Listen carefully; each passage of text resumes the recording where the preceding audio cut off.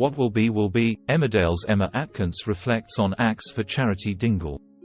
Ever since Charity Dingle killed nasty gangster Damon Harry Harris in a violent showdown in Emmerdale, we've seen her struggling to cope with the guilt and trauma of having been responsible for taking someone's life, even someone as vile and dangerous as Harry. Emma Atkins told us how Charity has been feeling since Harry died.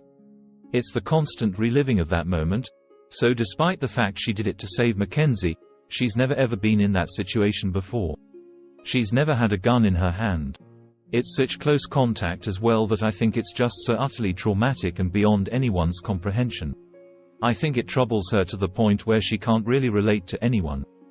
These feelings only get worse over time, Emma explained. She's constantly reliving the moment and it's going to lead to a lot of PTSD, really.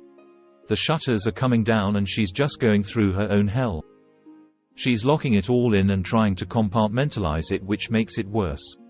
She's just a ticking time bomb herself in terms of she doesn't know how to deal with it. She's lost.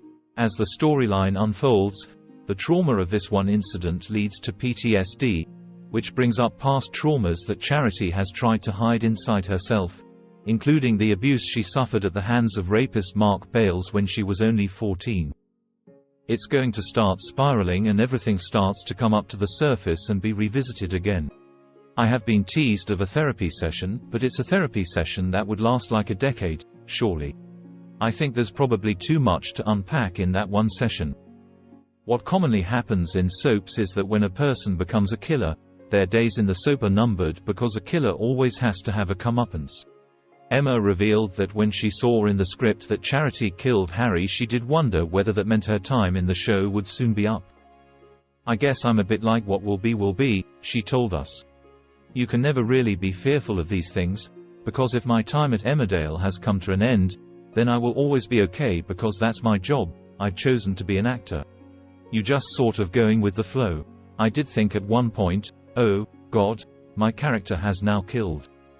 But then when I read the script, I realized actually, it's an act of love. It's an act of self-defense. She doesn't do it purposefully. There's no intent to kill. So that made me feel a bit better." Các bạn vừa theo dõi một sản phẩm của OK Spoiler. Xin chào và hẹn gặp lại các bạn video tiếp theo.